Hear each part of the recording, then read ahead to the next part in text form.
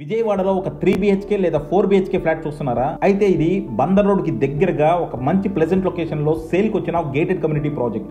పక్కా వాస్తు, full amenities తో చాలా luxuries గా నిర్మించారు. సో మీరు గనక ఒక అఫోర్డబుల్ ప్రైసింగ్ లో 3 BHK 4 BHK ఫ్లాట్ సొంతం చేసుకుందాం అనుకుంటే ఇంకా ఆలస్యం చేయకుండా కింద డిస్క్రిప్షన్ ఉన్న కాంటాక్ట్ నెంబర్ కి వాట్సాప్ కాల్ చేయండి. బేసికలీ మన కర్మ ఏమిటి అని అంటే బీజేపీ వాళ్ళకు సగం తెలుసు, సగం తెలీదు. టీటీడీ బోర్డులో కూడా ఇదే బీజేపీ పార్టీకి సంబంధించిన సీనియర్ మంత్రులకు సంబంధించిన రిప్రజెంటేటివ్స్ కూడా బోర్డులో సభ్యులుగా ఉన్నప్పుడు ఈ ప్రొసీజరు, ఈ ప్రాసెస్ అనేది వాళ్ళకి తెలియదా? చంద్రబాబు నాయుడు అనే వ్యక్తి మీద అక్షింతలు వేసే ధైర్యం ఈ బీజేపీ పార్టీకి ఉందని నేను అడుగుతాను. ఎందుకు నేను జగన్మోహన్ రెడ్డి ఈ బైట్ తోటి ఈ వీడియో ప్రారంభించానంటే, చాలామంది జగన్మోహన్ రెడ్డిని బీజేపీ ఎప్పటి నుంచో రక్షిస్తోంది అనే విమర్శ చేస్తుంటారు. నా వీడియో కింద కామెంట్స్లో కూడా నేను చూస్తాను, జగన్మోహన్ రెడ్డికి ఏమీ కాదు, ఎందుకంటే బీజేపీ రక్షిస్తోంది, నరేంద్ర మోదీకి జగన్మోహన్ రెడ్డికి చాలా దగ్గర బంధం ఉన్నది, అందువల్ల ఏ అంశంలో కూడా జగన్మోహన్ రెడ్డికి వ్యతిరేకంగా కేంద్రంలో ఉన్న బీజేపీ ప్రభుత్వం ఏమీ చేయదు. లేటెస్ట్ ప్రొవొకేషన్ ఏంటంటే, ఈ మాట అనటానికి తిరుమల కల్తీ నెయ్యి వివాదం. ఈ వివాదంలో కూడా కేంద్ర ప్రభుత్వం ఏం చేయడం లేదు, నరేంద్ర మోడీ ఏం చేయడం లేదు, ఎందుకంటే వాళ్ళకి జగన్మోహన్ రెడ్డి మీద చాలా ప్రేమ. లాంటి మాటలు చాలా విన్నాను. అగైన్ ఇప్పుడు నేను చెప్పబోయే నా అభిప్రాయం అంత పాపులర్ కాకపోవచ్చు, కానీ సాధ్యమైనంత రియలిస్టిక్గా చాలా కాలంగా ఈ పరిణామాలను అబ్జర్వ్ చేస్తున్న వాడిగా నా వ్యూస్ ఏంటో ఈ ఇష్యూ మీద చెప్తాను. జగన్మోహన్ రెడ్డి లేటెస్ట్గా ప్రధాని నరేంద్ర మోదీకి ఒక లెటర్ రాశారు. ఆ లెటర్లో ఒక మాట ఉన్నది. ఏమన్నారంటే, ఆయన ఈ కల్తీ నెయ్యి వివాదం గురించి మాట్లాడుతూ, టీటీడీ బోర్డులో ఇటీవల కాలంలో ఉన్న సభ్యుల్లో చాలామంది బీజేపీతో సంబంధాలు ఉన్న వ్యక్తులే అనే విషయాన్ని కూడా ఇక్కడ మనం గమనించాలి అనే మాట రాశాడు. It is noteworthy that some of the current members of the TTD board are also affiliated to the BJP as well. ఎందుకు ఈ మాట అంటున్నాడు జగన్మోహన్ రెడ్డి? గతంలో ఆయన ప్రభుత్వం ఉన్నప్పుడు టీటీడీ బోర్డులో మెంబర్స్గా అపాయింట్ చేస్తున్నప్పుడు చాలామంది కేంద్రం నుంచి మంత్రులు కావచ్చు, ఇతర నాయకులు కావచ్చు బీజేపీలో, వాళ్ళు రికమెండ్ చేశారు, ఏదో మా వాళ్ళకి బోర్డు సభ్యత్వం ఇవ్వండి, ఇప్పించండి అని. ఆ రకంగా ఇచ్చాడు కూడా జగన్మోహన్ రెడ్డి. అందువల్ల వాళ్ళు కూడా ఉన్నారు కాబట్టి మీరు కావాలంటే కనుక్కోండి అన్నట్టుగా అనమాట. అంటే నేను ఏమీ నా ఇష్టారాజ్యంగా చేయలేదు అనేది కూడా ఒక ఇండైరెక్ట్గా ఒక సెషన్. దీనిని ఇంకో రకంగా చూస్తే, జగన్మోహన్ రెడ్డికి కేంద్రంలో ఉన్న బీజేపీ ప్రభుత్వానికి మధ్య చాలా బంధం ఉన్నది అని చెప్పడానికి ఇది ఒక ఎగ్జాంపుల్ కదా. ఎందుకంటే వాళ్ళు చెప్తే ఈయన ఇచ్చాడు కొంతమందికి, ఆ రకంగా వాళ్ళ సంబంధాలు కొనసాగినాయి అని చెప్పడానికి కూడా ఉంటుంది. అయితే ఇదే సమయంలో బీజేపీ కూడా తను అర్థం చేసుకోకుండా బీజేపీ నాయకులు కూడా చాలామంది స్టేట్మెంట్స్ ఇస్తున్నారు ఈ కల్తీ ఆవు నెయ్యి అంశం మీద అనే అసంతృప్తిని తన ప్రెస్ మీట్లో కూడా వ్యక్తం చేశాడు జగన్మోహన్ రెడ్డి. సో ఇక్కడ మనం అడగాల్సిన ప్రశ్న ఏమిటంటే, బీజేపీ ఏ కారణం చేత జగన్మోహన్ రెడ్డిని రక్షిస్తుంది? ఏ ప్రాతిపదిక మీద బీజేపీకి ఇవాల్టి వైసీపీకి, ఇవాల్టి జగన్మోహన్ రెడ్డికి మధ్య సంబంధాలు కొనసాగుతాయి? బీజేపీకి ప్రత్యేకంగా జగన్మోహన్ రెడ్డి మీద ప్రేమ ఉండటానికి అవకాశం లేదు. బీజేపీ అయినా మరో పార్టీ అయినా సరే వాళ్ళ రాజకీయ అవసరాల కోసం మాత్రమే స్నేహాలు చేస్తారు. ఇందులో వ్యక్తిగతమైనటువంటి అంశం ఏమీ ఉండదు. బీజేపీ ఇవాళ జగన్మోహన్ రెడ్డిని ప్రొటెక్ట్ చేస్తుందా? చేయాల్సిన అవసరం వాళ్ళకు ఉన్నదా? ఏ ఇష్యూలో అయినా కావచ్చు, కానీ లేటెస్ట్గా వచ్చిన లడ్డూ ఇష్యూ కూడా. ఇక్కడ ఒక్కసారి మనం గతాన్ని నెమరేసుకోవాలి.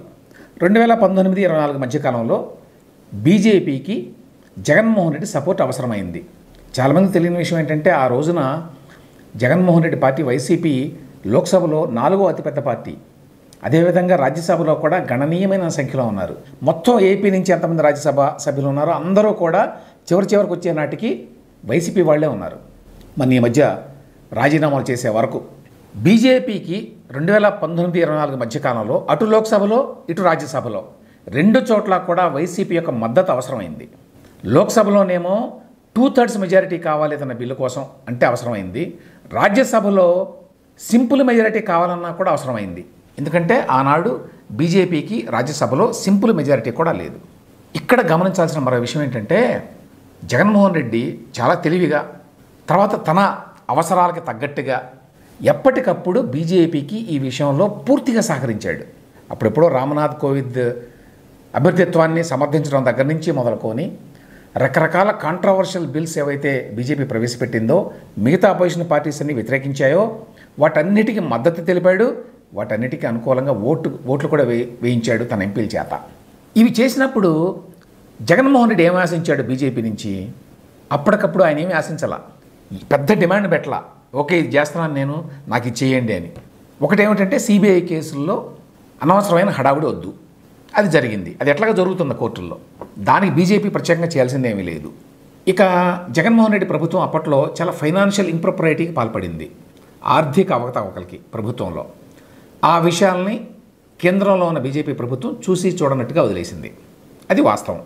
కేంద్ర ఆర్థిక శాఖ మంత్రి నిర్మలా సీతారామన్ కామెంట్, జగన్మోహన్ రెడ్డి ప్రధాని మోదీకి దత్తపుత్రుడు లాంటి వారు అని ఒక వ్యాఖ్యానం చేశారు ఏపీ వచ్చినప్పుడు ఏదో సందర్భంలో. ఆ టైంలో వాళ్ళిద్దరి మధ్య సంబంధాలు పీక్లో ఉన్నమాట వాస్తవం. ఎందుకంటే జగన్మోహన్ రెడ్డి అనేటువంటి ఒక regional political leader, YCP leader, ఏపీలో ప్రభుత్వాన్ని చలాయిస్తున్న లీడరు, మనకి చాలా నమ్మకమైన వ్యక్తి అనేటువంటి భావనలో ఆనాడు బీజేపీ ఉంది.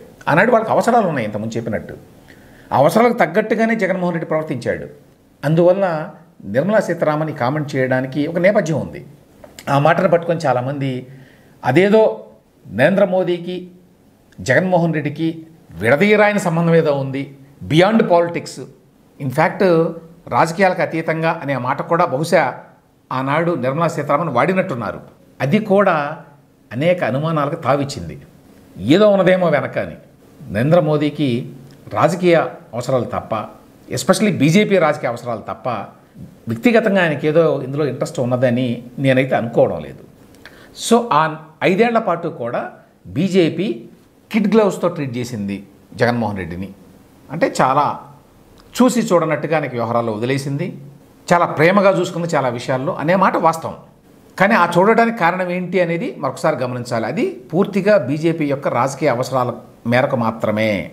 ఇక్కడ జగన్మోహన్ రెడ్డి వైఖరిని కూడా మనం పరిగణలోకి తీసుకోవాలి. అదేంటంటే ఇట్లాంటివన్నీ చేసినప్పుడు గతంలో ఎలా ఉండేది, వాజ్పేయి గారు ప్రధానిగా ఉన్నప్పుడు అప్పటి చంద్రబాబు నాయుడు ప్రభుత్వం వారికి మద్దతు పలికింది. వారి మద్దతు మీద ఆధారపడే వాజ్పేయి ప్రభుత్వం నడిచింది. ఆ సందర్భంలో చంద్రబాబు నాయుడు అనేక డిమాండ్లు పెట్టేవాడు కేంద్ర ప్రభుత్వం మీద. వాటన్నిటినీ కూడా వాజ్పేయి తీర్చారు. అయితే ఈ డిమాండ్లు ఏవి కూడా చంద్రబాబు నాయుడు యొక్క వ్యక్తిగతమైన అవసరాలు కానీ లేకపోతే ఆయన పార్టీకి ప్రయోజనం కల్పించేవి కానీ కాదు. ఆయన అన్నీ కూడా అప్పటి ఉమ్మడి ఆంధ్రప్రదేశ్ రాష్ట్రానికి లబ్ధి చేకూర్చేవి అనే విషయాలు అడిగాడు. అంటే ఎయిర్పోర్ట్ కట్టుకోవడానికి పర్మిషన్లు కావచ్చు, ఐఎస్బి తెచ్చుకోవడానికి కావచ్చు, IRDA insurance regulatory authority of India office మా హైదరాబాద్లో పెడతా, మాకు ఇచ్చేయండి, నేను ఇస్తాను ఆఫీసు అని అడగడం కావచ్చు. చంద్రబాబు నాయుడు ఏదో ప్రోయాక్టివ్గా చేస్తున్నాడని వాజ్పేయి గవర్నమెంట్ కూడా చాలా కోఆపరేట్ చేసింది. అయితే ఇప్పుడు జగన్మోహన్ రెడ్డి ఆంధ్రప్రదేశ్ రాష్ట్రం గురించి పెద్దగా ఏమీ అడిగేవాడు కాదు. కనీసం అతను స్పెషల్ స్టేటస్ గురించి కూడా గట్టిగా ఏనాడు కేంద్రంలో ఉన్న బీజేపీ ప్రభుత్వాన్ని కానీ వ్యక్తిగతంగా నరేంద్ర మోదీని గారిని అడగల. రైల్వేస్ జోన్ కావచ్చు, ఇతరత్ర అనేక అంశాలు ఉన్నాయి. యాక్చువల్గా విభజన అంశాలు చాలా ఉన్నాయి. వేటి గురించి ఎప్పుడు ఒత్తిడి తీసుకురాలా బీజేపీ మీద. సో ఆ రకంగా కేంద్రంలో ఉన్న బీజేపీకి నరేంద్ర మోదీకి 2019 నుంచి 24 వరకు ఏ రకంగా కూడా జగన్మోహన్ రెడ్డి ఇబ్బంది కలిగించాల. మరి ఆ సాఫ్ట్ కార్నర్ ఉంటుంది కదా వాళ్ళకి, మనకు చేశాడు. ఏవో చిన్నవి అడిగాడు యాక్చువల్గా జగన్మోహన్ రెడ్డి, చాలామందికి తెలియదు. కొంత డబ్బు కూడా ఇచ్చిన మాట వాస్తవం అనుకోండి. విభజన చట్టం కింద రావాల్సిన కొంత డబ్బుని చంద్రబాబు నాయుడు ఎన్నిసార్లు అడిగినా ఇవ్వలేదు, కానీ ఈయనకి ఇచ్చారు అప్పుడు 10,000 కోట్లకు పైగా ఒకసారి. అది కాకుండా మిగతావన్నీ చిన్నవే. ఆయన అడిగింది ఏదో ఫలానా అధికారిని డెప్యుటేషన్ మీద తెచ్చుకుంటాను, నాకు అలౌ చేయండి. ఏదో ఫైనాన్షియల్ ఇంప్రాపరిటీస్ ఉంటాయి, డబ్బులు ఒక చోట ఉండాల్సిన డబ్బులు వేరే చోటకి వాడేశాడు ఆయన. అవన్నీ కేంద్రం పట్టించుకోవాలి.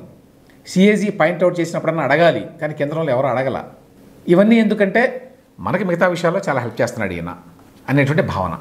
ఇక ఇప్పుడు జగన్మోహన్ రెడ్డి ఓడిపోయాడు. బీజేపీ, తెలుగుదేశం పార్టీ, జనసేన కలిసి కూటమిగా ఏర్పడినాయి. ఎన్నికల్లో బ్రహ్మాండంగా గెలిచినాయి. ప్రస్తుతం ఏపీలో కూటమి ప్రభుత్వం ఉన్నది, అందులో బీజేపీ కూడా భాగస్వామి.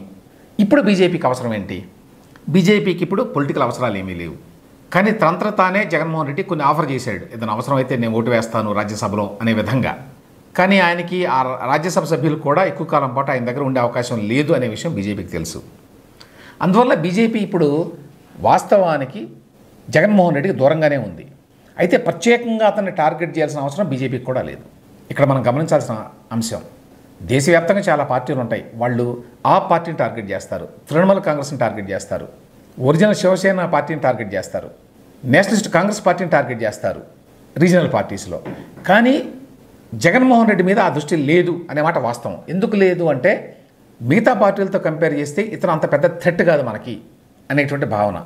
అదీ కాక మొన్న 2024 ఎన్నికల్లో ఘోరంగా ఓటమి పాలయ్యాడు. కాబట్టి అతని మీద మనం దృష్టి పెట్టాల్సిన అవసరం ఏముంది అనేటువంటి ఆలోచన. ఇక లేటెస్ట్ అవినీతి కల్తీ వ్యవహారంలో కూడా వాస్తవానికి సెంటర్ చేయడానికి ఏమీ ఉండదు ఇందులో. చాలామంది ఏదో సెంటర్ జోక్యం చేసుకోవాలి, సెంటర్ అట్లా జోక్యం చేసుకోవడానికి వీలుండదు. మనది సమాఖ్య వ్యవస్థ, రాష్ట్ర ప్రభుత్వం యొక్క అనుమతి లేకుండా వాళ్ళు చేయడానికి వీల్లేదు. సిబిఐ ఎంక్వైరీ గురించి మాట్లాడతారు చాలామంది, నేను చాలాసార్లు చెప్పాను. దానివల్ల వచ్చే ప్రయోజనం ఏమీ లేదు, ఏముంది అదనంగా ఏం కనిపెట్టాలి వాళ్ళు అనేది. కాబట్టి ఇవాళ జగన్మోహన్ రెడ్డితో బీజేపీకి అంటకాగాల్సిన అవసరం అయితే లేదు. రాజకీయాలకు అతీతంగా నరేంద్ర మోదీ గారికి ఏదో జగన్మోహన్ రెడ్డితోటి విడదీయరాని అనుబంధం ఉంది అనే మాటలో వాస్తవం ఉందని నేను అనుకోను.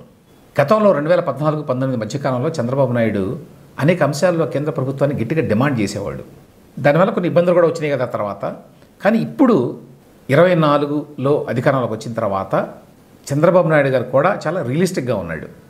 గతంలో లాగా బయటకు వచ్చి గట్టిగా ఏమీ అడగడం లేదు. ఏదడిగినా కూడా ఇంటర్నల్గా అంతర్గతంగా వాళ్ళని కన్విన్స్ చేసి సెంటర్లో వాళ్ళకి చెప్పి తీసుకుందాం అనేటువంటి ఆలోచనలో ఉన్నాడు అనేది ఇటీవల కాలంలో మీరు ఆయన వ్యవహార శైలి చూస్తే అర్థమవుతుంది. కాబట్టి ఈ నేపథ్యంలో ఏపీలో ఉన్నటువంటి తమ ఎన్డీఏ ప్రభుత్వాన్ని డిస్టర్బ్ చేసుకోవాల్సిన అవసరమూ లేదు, చంద్రబాబు నాయుడికి వ్యతిరేకంగా వ్యవహరించాల్సిన అవసరమూ లేదు. అలాగని జగన్మోహన్ రెడ్డి మీద ప్రత్యేకంగా టార్గెట్ చేసి చేయాల్సినటువంటి అవసరం కానీ దృష్టి కానీ వాళ్ళకి లేదు. కాబట్టి ఓవరాల్గా నా పాయింట్ ఏమిటంటే బీజేపీకి ఇంకా జగన్మోహన్ రెడ్డి మీద చాలా ప్రేమ ఉంది అనే వాదనకి కొన్ని లిమిటేషన్స్ ఉన్నాయి. బీజేపీకి పొలిటికల్ అవసరాలు ఉంటే వాటిని జగన్మోహన్ రెడ్డి తీర్చగలిగితే ఖచ్చితంగా బీజేపీ అతని వైపు మొగ్గు చూపుతుంది ఎప్పుడైనా. కానీ ప్రస్తుతం ఆ పరిస్థితి లేదు. జగన్మోహన్ రెడ్డికి కూడా ఈ విషయం తెలుసు కాబట్టే ఇంతకుముందు నేను ప్లే చేసినటువంటి బయట అసంతృప్తి బీజేపీకి కూడా ఏమి తెలియదా, బీజేపీ చెప్పిన వాళ్ళకి నేను టీటీడీ బోర్డులో మెంబర్షిప్ ఇచ్చాను కదా చాలామందికి, అయినా కూడా they are not coming to my rescue అనేటువంటి అసంతృప్తి బాధ అతని గొంతులో ధ్వనించడం చూసాం మనం. ఇన్ఫ్యాక్ట్ ఆ కారణం చేతనే నాన్ బీజేపీ లీడర్లందరినీ కూడా ఢిల్లీలో పిలుచుకున్నాడు ఆ మధ్యకాలంలో, ఢిల్లీలో ధర్నా కార్యక్రమం పెట్టినప్పుడు. ఇప్పటికైతే జగన్మోహన్ రెడ్డితోటి కేంద్ర బీజేపీ రిలేషన్స్ మెయింటైన్ చేయడానికి ప్రయత్నిస్తోంది అనేటువంటి వాదనలో పసలేదు అనేది నా అభిప్రాయం.